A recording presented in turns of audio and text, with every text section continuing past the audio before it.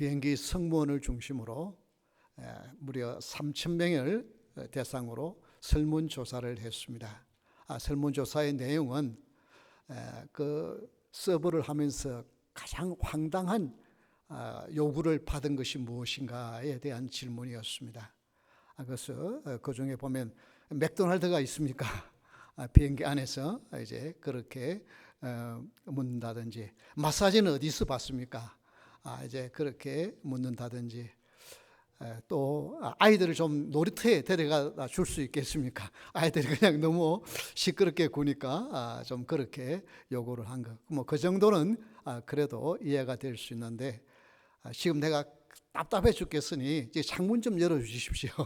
창문을 열어달라고 하는 사람이 있는데, 그보다도 가장 좀 황당한 요구가, 같이 그 중에서 제일 황당한 요구로 는 것이 뭐였냐 하면, 적어도 비행기가 비행하려면 3만 피트 이상 상공이잖아요.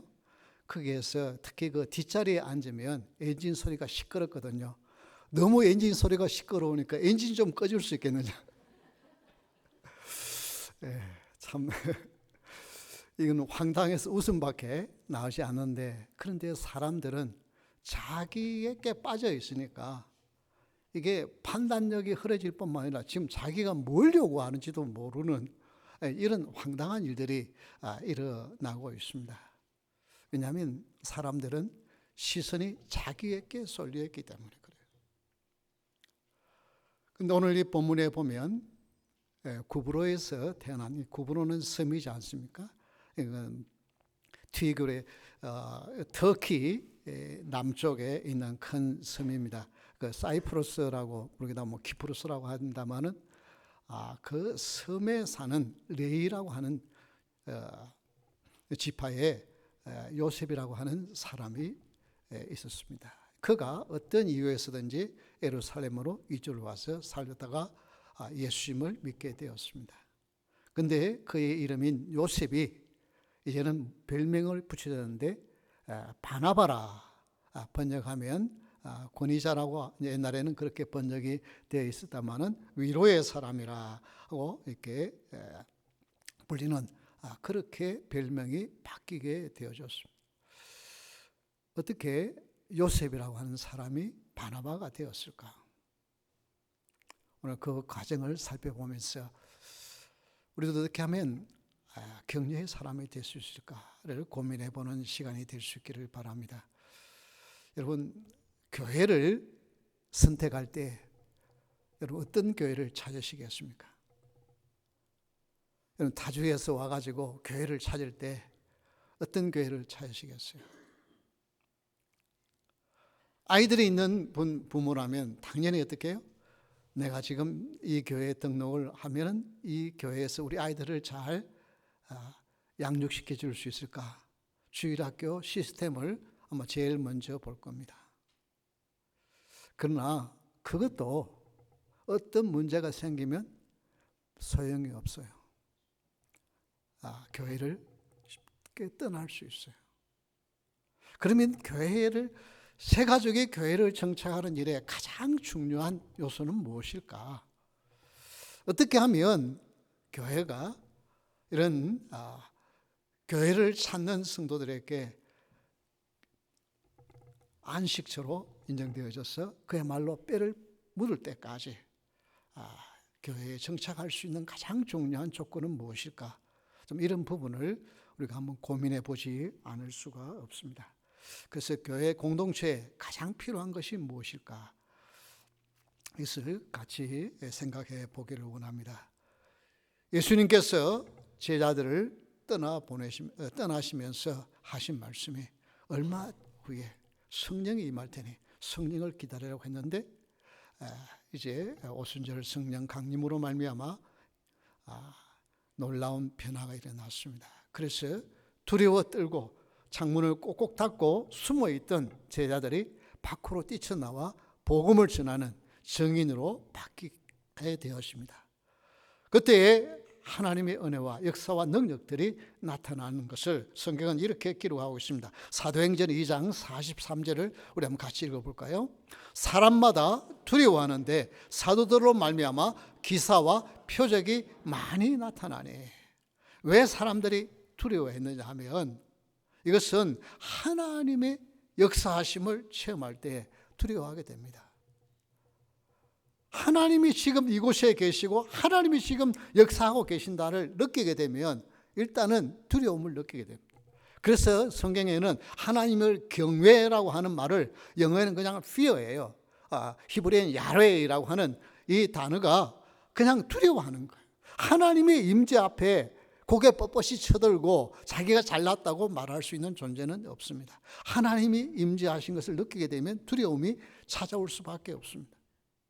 그래서 사람마다 두려워합니다. 왜냐하면 사도들로 말미암아 기사와 표적이 많이 나타나고 하나님의 임재하심이 있었습니다. 그런데 이런 하나님 앞에서의 두려움만 아니라 그들이 살고 있는 거기에는 얼마 전에 예수님을 십자가에 못 박아 죽였던 사람들이 여전히 기세등등하게 살고 있었습니다. 그렇기 때문에 언제 예수님을 믿는 사람들이 체포되어서 예수님처럼 죽임을 당할지 모르는 그런 두려움이 있습니다. 자, 이런 두려움들이 감싸고 있는 거기에 살아간다고 한다면 어떻겠습니까? 어떻게 하면 이 두려움을 이겨낼 수 있을까? 어떻게 하면 이 어려움을 극복해 나갈 수 있을까? 거기에 생각이 몰두되어집니다. 그러면 어떻게 했어요? 자기 자신에게 집중할 수밖에 없습니다. 왜냐하면 이 어려움을 헤쳐나가기 위해서 내가 어떻게 해야 할까? 이런 생각을 가지게 되었습니다. 그런데 이 바나바는 구브로의 사람이었습니다. 이 섬에서 사는 사람들은 생각들이 늘 그 어려움 가운데 파도 가운데 살기 때문에 특히 자기 중심적으로 있습니다. 그래서 이 섬에 사는 그레데 사람들은 자신의 배만 생각하는 사람들이다라고 표현을 할 정도로 이렇게 자기 자신에게 집중을 하게 되어져 있습니다. 그런데 그런 사람이 요셉이 이름이 바뀌어 바나바로 바뀌게 됩니다. 이 바나바라고 하는 것은 이제 위로의 자, 근데 이게 파라칼레오라고 하는 단어에서 왔습니다. 옆에서 부른다. 옆에서 이렇게 뭐 좀 있으면 어려움이 있어요 하고 불러주고 옆에서 뭐 좀 있으면 불러주는 그런 사람. 여기에서 바로 단어가 나온 것이 파라클레시스 혹은 파라클레토스. 파라클레토스가 바로 성령을 위로자라고 하는 말이 여기서 나왔습니다. 여러분, 이런 어려운 상황에서 어떻게 위로자가 될 수 있을까? 특히 요셉은 구브로에 와서 살면서 열심히 노력하여 밭을 샀는데 그 밭을 어떻게 해요? 하나님 앞에 드리면서 사도들이 그것을 필요를 따라서 나누는 일에 사용하게 되어졌습니다. 여러분, 이민 와서 가장 필요한 것이 무엇이던가요? 특히 덴버에 아무런 아는 사람도 없이 여기에 왔을 때 여러분 어떤 분이 느꼈나요? 삶의 뿌리가 없으니까 수중에 뭐가 있어야 돼요?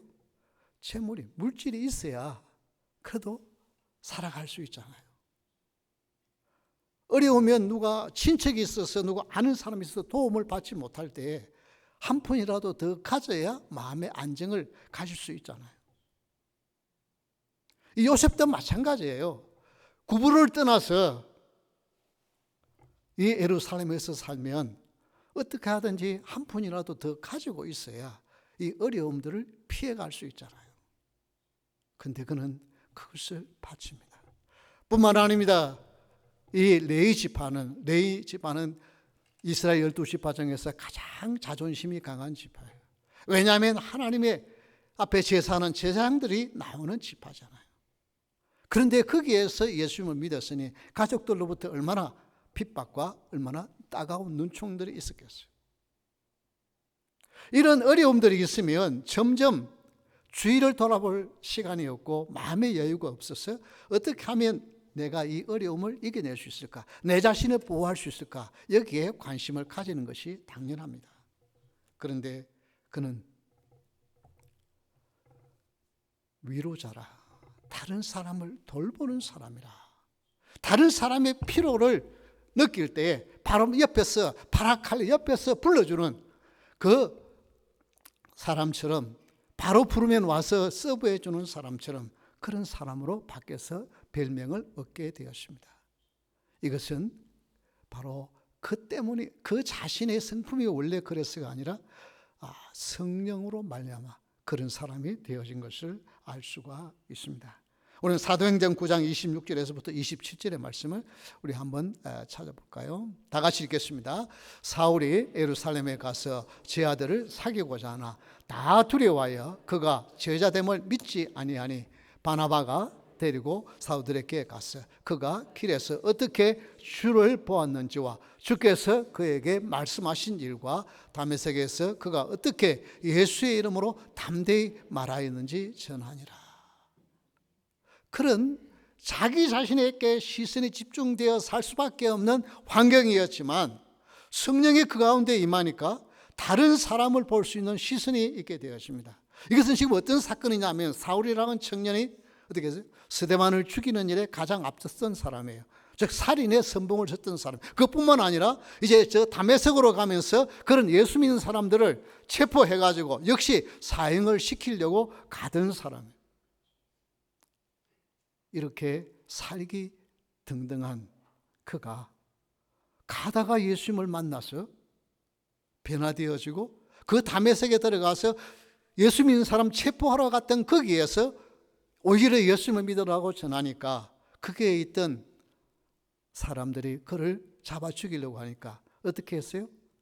밤에 제 아들의 광주리에 그를 담아서 그 다메섹 성을 탈출하도록 도와줍니다. 그렇게 해서 예루살렘에 왔지만 아무도 그를 만나려고 하지 않아요.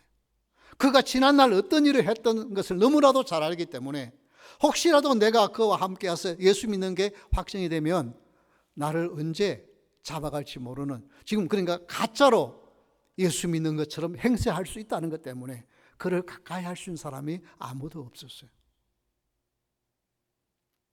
이처럼 위기가 있으면 자기 자신에게 집중하고 자기 자신을 보호하게 됩니다. 그러나 성령이 많은 사람, 성령이 그와 함께한 사람은 시선을 다른 데 옮기는데 무엇을 보느냐 하면 그 사람의 좋은 점을 보는 거예요. 그가 전에 스데반을 죽이는 일에 앞장섰던 사람이라고 하는 그 모습을 보는 것이 아니라 그가 비록 그렇게 체포영장을 들고 가던 길에 예수님을 만났지만 그가 가서 복음을 전하는 그 일을 사도들에게 말합니다. 성도들에게 말합니다. 아니야, 내가 봤는데 그 사람은 그런 사람이 아니라 복음을 전하고 오히려 예수 믿는 사람들에 의해 겨우 죽임을 당하지 않고 탈출을 당한 사람이라고 사도들과 주위에 있는 사람들에게 전하는 사람이 되었습니다. 바로 이것이 성령을 받은 사람의 특징입니다. 자기 중심에 있는 사람은 늘 자기의 중심을 가지고 다른 사람을 보기 때문에 다른 사람의 부족한 것, 다른 사람의 잘못된 것이 눈에 보이지만 성령의 사람은 그 사람의 좋은 면을 보는 것입니다. 이게 성령의 사람이에요. 그래서 바나바는 사울의 청년의 좋은 면을 찾아서 말해주는 사람으로 바뀌게 되었습니다. 이것이 바로 경제의 사람입니다. 경제의 사람은 다른 사람이 아니라 무슨 대단한 것을 보는 것이 아니라 그 사람에게서 작은 것이라도 좋은 것을 보고 그 좋은 것을 말해줄 수 있는 사람이에요.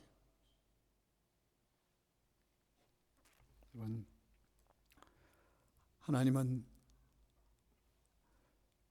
위기의 상황에서 불안한 정세 가운데서 어렵게 살아가는 초대 그리스도인들 가운데 하나님은 바나바를 통해서 어떻게 격려자가 될 수 있는지, 위로자가 될 수 있는지를 보여주기를 원하셨습니다.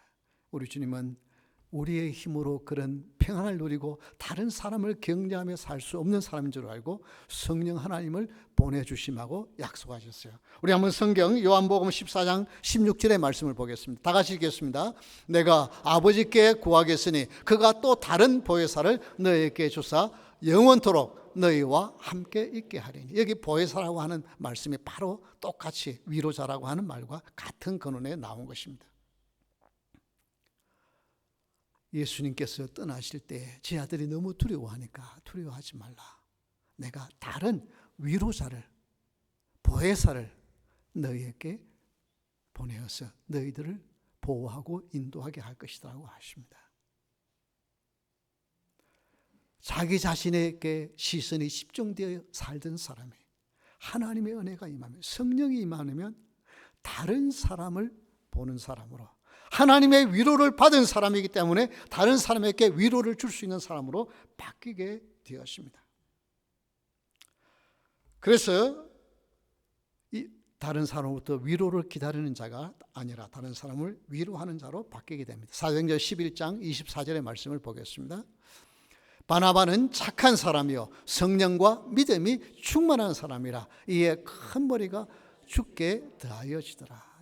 바나바는 어떻게 해요? 성령이 임하니까 착한 사람이 돼요. 성령과 믿음이 충만한 사람이 되어서 무리가 죽게 더하여지는, 이 바나바를 통하여서 교회가 성장해가는 축복을 누리게 되었다고 말씀합니다. 바로 이것이, 이 바나바의 격려가 초대교회를 부흥하는 일에 큰 역할을 해요. 그래서 어떻게 해요? 그의 이름을 바나바라, 요셉에서, 요셉은 더한다라고 하는 의미가 있는데 더하는 일에, 그런 인생이 아니라 내 것에 더 채워서 내가 더 가지려고 하는 것이 아니라 어떻게 해요? 다른 사람에게 그리스도의 사랑을 나누어주는 위로와 격려의 사람으로 바뀐 것에 대하여 말씀하고 있습니다. 여러분, 격려의 사람은 가까이 다가와 그 사람을 좋은 것을 말해주고 칭찬해 줄 수 있고 격려해 줄 수 있는 사람이 바로 격려의 사람인 것입니다. 현대인들은 어떻습니까? 시선이 자기에게 집중되어 있어요. 그래서 지구는 어떻게 해요? 태양을 중심으로 돌죠. 그런데 지구는 무엇에서 돌아야 된다 생각해요? 나를 중심으로 돌아야 된다고 생각해요. 그래서 심지어 부모도 내 필요에 도움이 되지 않으면, 나에게 충분한 용돈을 안 준다고 부모를 죽이는 세상이에요. 어머니가 자식을, 내 앞으로의 행복과 내 즐거움에 방해가 되어지면 자식을 죽이는, 이런 끔찍한 일들이 그냥 심심찮게 일어나고 있는 세상이에요. 왜냐하면 나를 중심으로 모든 것이 다 돌아가야 돼.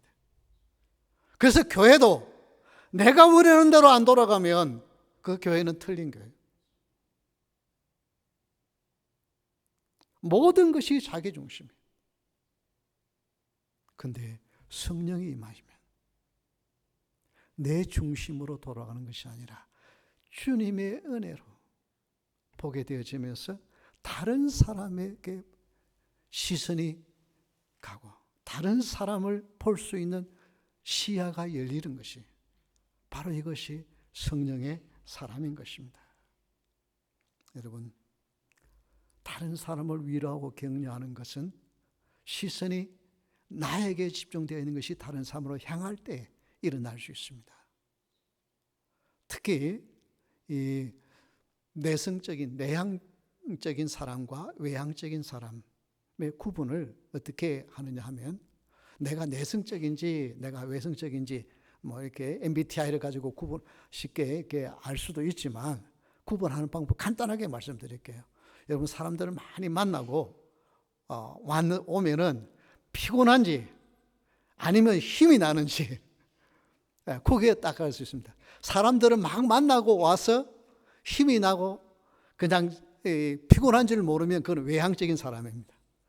그런데 내향적인 사람은 사람들을 많이 만나는 거 뭐 싫지는 않은데 어쨌든 피곤해. 그리고 사람들 만나고 오면은 혼자 좀 조용히 있어야 피곤이 풀리는 사람. 그 사람은 내향적인 사람이에요. 그러니까 이 내향적인 사람은 뭐예요? 태생적으로 자기 중심이 더 강한 사람이라 이 말이에요. 뭐 밖에서 뭐 벼락이 치든 뭐든 별 상관없어. 내 마음에 내가 하는 것만 있으면 그것만 되는 거예요. 그런데 우리 그리스도인들은 어떤 사람입니까? 내 자신에게 집중되어 사는 사람이 아니라 주님의 사랑을 받은 자에게 그 사랑을 가지고 다른 사람을 돌아볼 수 있는 마음의 여유가 생긴 사람이 진정한 성도인 줄 믿으시기 바랍니다. 이게 성도예요. 힘들고 어려운 세상이에요. 각박한 세상이에요. 그런 세상에서 다른 사람의 좋은 면을 보기 위해서는 성령의 은혜로 내 눈에, 영의 눈이 열려져야만 볼 수 있습니다. 그러지 않으면 안 보여요. 다른 사람의 아픔과 고통과 괴로움과 어려움들이 절대로 보이지 않습니다. 그러나 성령이 임하면 내 시선이 집중되어 있던 것들이 다른 사람에게로 시선이 열리니까 그 사람의 아픔과 고통과 괴로움이 보이게 되었습니다.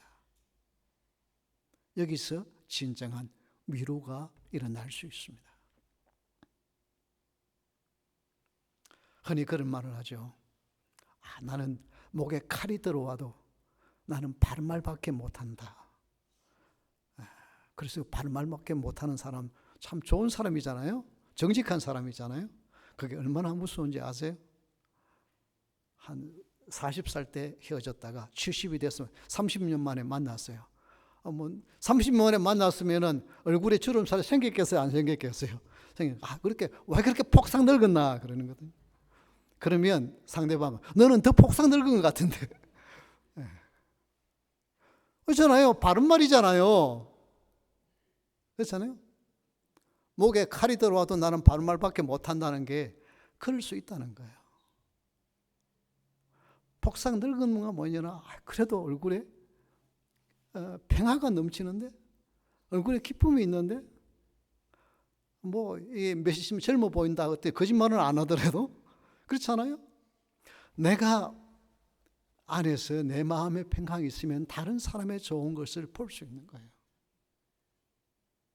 우리는 그냥 고지곳대로 내 입에서 나오는 말을 다 하는 것이 정직한 사람이 아닙니다. 우리는 예수 그리스도의 놀라운 은혜와 사랑을 받은 자이고 하나님의 축복을 받은 자이기 때문에 우리는 다른 사람에게 격려하며 살아가는 사람이 되어야 합니다.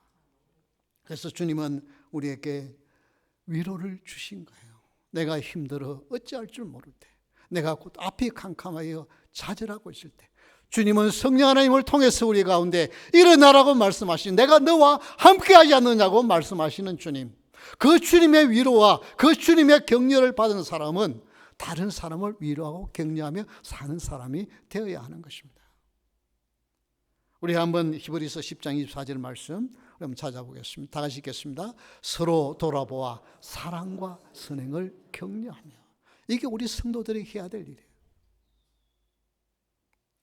레리 클립이라고 하는 유명한 크리스천 카운슬러 교수님이 계십니다. 코로라도 크리스천 유니버시티에서 상담학 교수로 계시던 그분이 제가 가장 좋아하는 상담 중에 한 분인데요.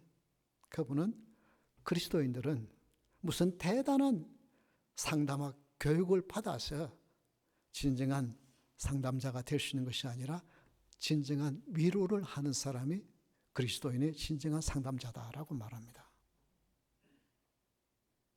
그래서 여러분이 무슨 상담학 이론을 많이 배워서 내가 다른 사람을 상담해 주는 사람이 되었다고 생각하지 마십시오.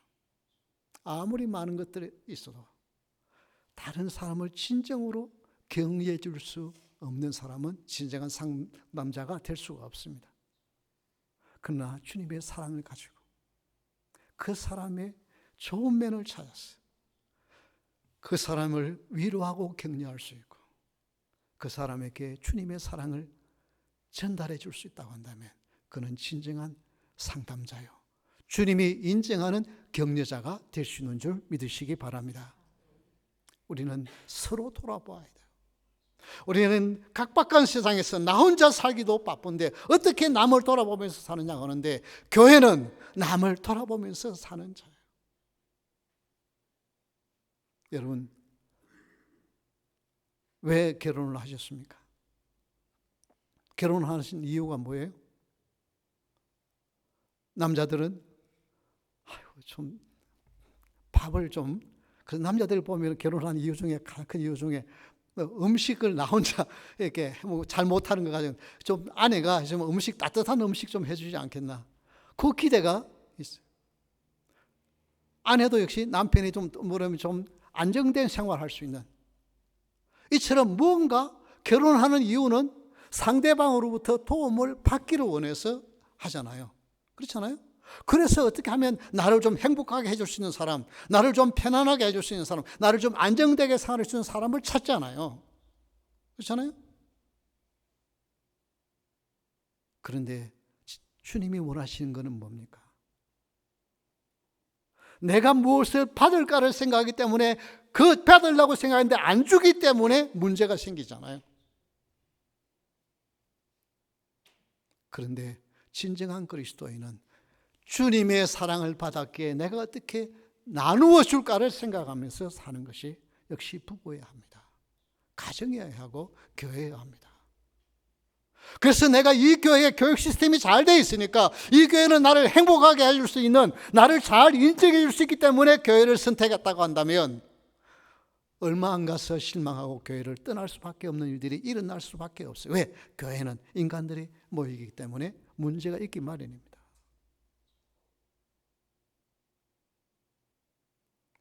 교회는 내가 위로를 받고 내가 필요한 것을 채워주는 곳이 아니라, 주님의 체험을 받은 자들이 그리스도의 사랑을 나누어 주는 자가 모인 곳이 교회여야 하는 것입니다. 그것이 가정이어야 하는 거예요. 그래서 좋은 교회를 찾아다니는 것이 아니라, 내가 좋은 그리스도인이 되어서 다른 사람을 격려하는 사람이 되었다고 각오하는 것이, 그것이 교회요. 그런 사람도 가득 찬 교회가 멋진 교회요, 아름다운 교회인 줄 믿으시기 바랍니다. 여러분, 이 자리에 여러분 계시면 이 북부 장로교회가 지상 위에서 가장 좋은 교회인 줄 믿고, 내가 특별한 어떤 이유가 있어서 타주로 이사를 가지 않는 한 이곳에 뼈를 묻으리라. 왜? 내가 이곳에서 주님의 사랑을 받았으니, 놀라운 주님의 위로와 주님의 치유와 주님의 회복을 받았으니 이제 나누면서 살겠다고는 이 각오가 있는 교회가 가장 멋진 교회인 줄 믿으시기 바랍니다. 그런 사람들로 채워져 있는 교회가 처음 오는 성도들이 정착할 수 있는 교회예요. 이 교회는 사랑도 없고, 이 교회는 뭐 돌아보지도 않고, 그런 말들 많이 들었습니다. 저희 교회 등록하면서 막 어느 교회는 정말 뭐 이게 오는지 가는지도 모르고 그냥 뭐 그런, 그런 분들은 또 얼마 안 가서 또 떠나야 돼요. 왜? 여기도 보니까 자기한테 돌아보질 않으니까. 물론 초신자들은 그걸 기대해야 되겠죠. 그러나 신앙생활을 어느 정도 몇 년 했다고 한다면 우리는 받는 것에 관심을 가진 자가, 심지어 가정도 받기 위해서 결성된 것이 아니라 어떻게 하면 내가 도와줄 수 있을까? 주님의 사랑을 받았기에 연약한 아내나 정말 자기밖에 모르는 남편을 내가 어떻게 섬길 수 있을까 생각하는 것이 진정한 기독교적인 가정이요 사랑인 것입니다. 그래서 누가 안 준다고 불평하지 않기를 바랍니다. 안 주는 것이 아니라 우리는 줘야 할 인생인 것입니다.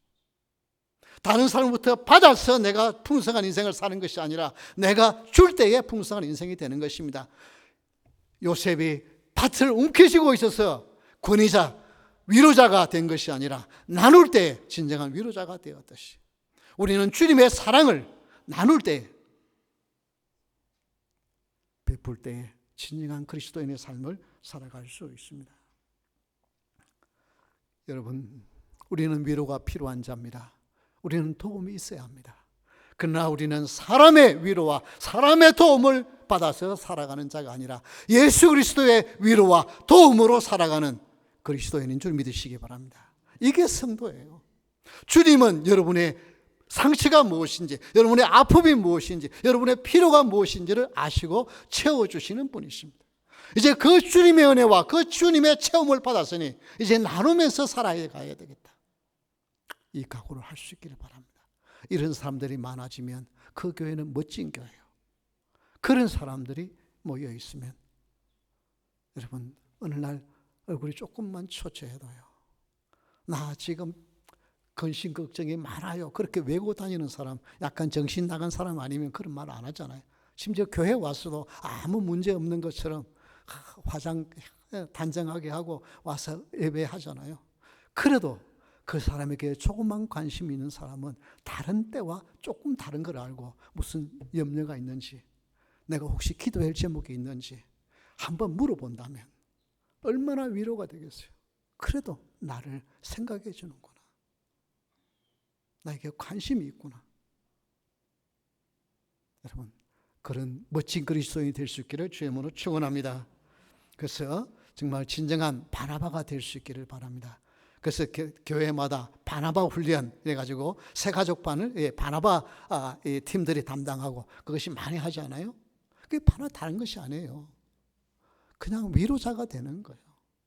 위로는 나는 사람의 위로를 받았기 때문에 위로를 나누는 사람이 아니라 주님의 위로를 받았기 때문에 주님의 위로를 나누는 사람이에요. 이제 떠나시기 전에 제가 숙제를 드릴 텐데요. 숙제는 뭐냐? 그냥 인사 받으려고 뭐 이러고 그냥 하고 가지 말고 적어도 내가 5명하고는 인사를 하면서 정말 뭔가 그분의 좋은 면을 칭찬해 주고는 이제 그런 훈련을 한번 해보시기를 바랍니다. 이게 5명 하려고 그러면 엄청난 큰 숙제예요. 누구 한 사람한테도 칭찬하기가 쉽지 않은데 5명을 칭찬하는 거 이거 쉬운 일이 아닌데요. 한번 해보면 이게 정말 쉽지 않구나를 경험하게 될 거예요. 다른 사람이 날 칭찬해 주면은 고래도 춤춘다 그러잖아요. 칭찬은 심지어 식물도 칭찬해 주면 식물도 잘 자라요.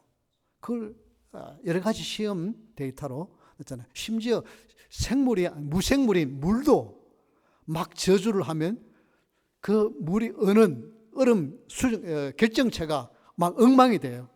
그게 실제로 일어나는 일이잖아요. 생물이 아니라 무생물도 그런데 사람을 칭찬하면 얼마나 힘이 나겠어요. 그래서 그 사람의 약점을 보고 그 사람의 부족한 것을 보고 비난하는 것이 아니라 그 사람의 좋은 면을 보고 칭찬해주는 그런 멋진 그리스도인이 될 수 있기를 주의 이름으로 축원합니다. 오늘 이게 5개 하니까 막 이거 5개 못하면 집에 못 가는데 너무 걱정하지 마시고 한 분이라도 한번 찾아서 해보시기를 바랍니다. 그래서 이게 훈련을 해야 됩니다. 이건 그냥 일어나는 게, 하나님 내가 정말 칭찬해 보려고 하니까 칭찬이 참 안 되네요. 하나님 도와주세요. 이 기도를 해보세요. 여러분 자녀들이 95점 맞아오면 어떻게 해요? 조금만 더 열심히 했으면 100점 맞을 텐데 그러잖아요. 그런데 그게 아니라 80점 맞아도 70점 맞아도 대단하다 칭찬해 줄 수 있는 이게 돼야 돼요. 그게 자식한테도 못하는 그 칭찬을 어떻게 교회에서 다른 사람 칭찬하면서 살겠어요?